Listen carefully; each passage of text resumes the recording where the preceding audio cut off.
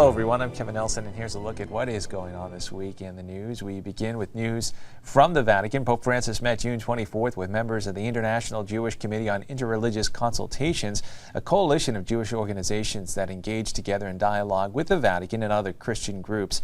During the meeting, the Pope said that local dialogue and friendships with Jews enrich all those involved, helping them grow both as believers and as human beings. Pope Francis told them that as Archbishop of Buenos Aires, he had the pleasure of maintaining relations of sincere friendship with Jewish leaders.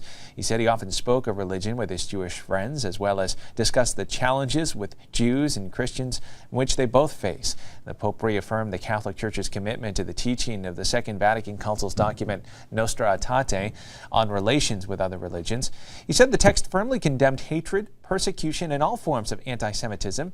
He explained that due to our common roots, a Christian cannot be anti-Semitic. In news from around the world, a flood in the southwest of France inundated sections of the shrine of Our Lady of Lourdes, submerging much of the complex under water for 2 days.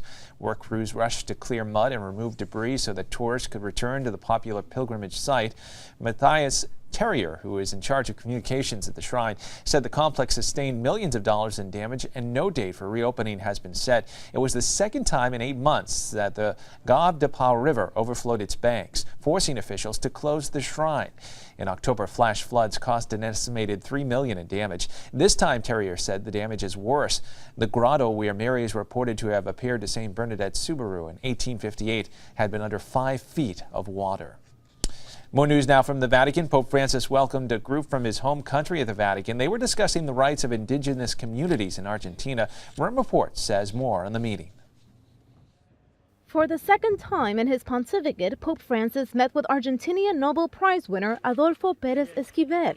But this time around, he also met with the leader of the Quam ethnic tribe. ¿Cómo le va? Tanto tiempo. Un gusto. Un gusto. ¿Cómo está usted? Muy bien. The tribe leader, Felix Diaz, attended the meeting with his wife. The main purpose was to talk about human rights violations faced by indigenous communities in Argentina and other Latin American countries. As a pacifist and human rights activist, Esquivel won a Nobel Peace Prize back in 1980. During the meeting, he said he was concerned about the rights of indigenous communities, specifically in regards to their land and cultural identity.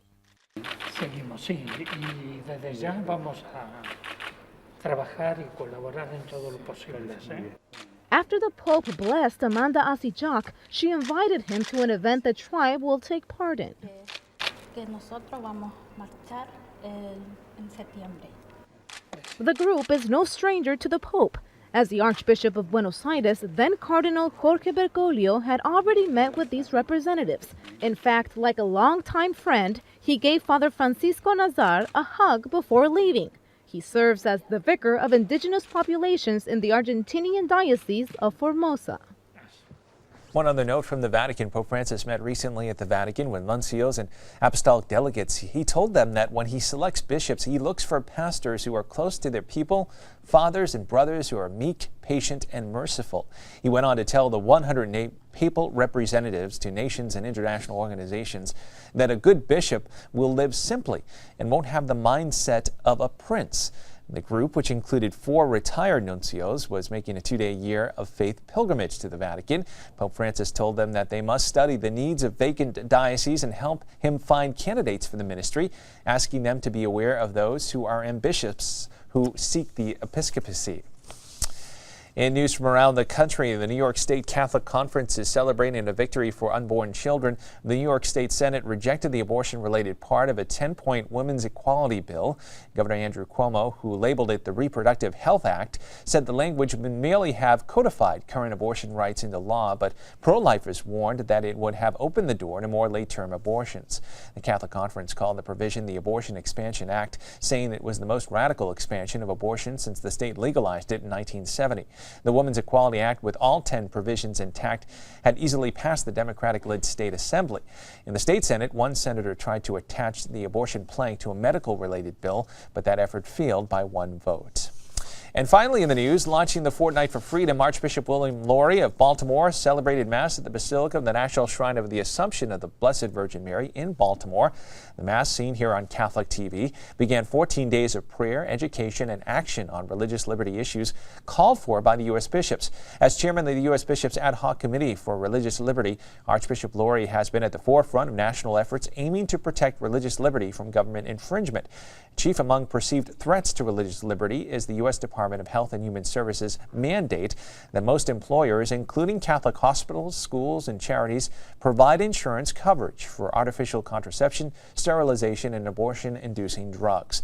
New proposed rules for the mandate are to take effect for religious organizations on August 1st. The national event will culminate with a July 4th noon Mass at the Basilica of the National Shrine of the Immaculate Conception in Washington, and that will also be seen here on Catholic TV. Well, that is all the information we have for you this time. I'm Kevin Nelson. Don't forget you can keep up to date on Catholic news throughout the week with Catholic Newsbreak right here on the Catholic TV network.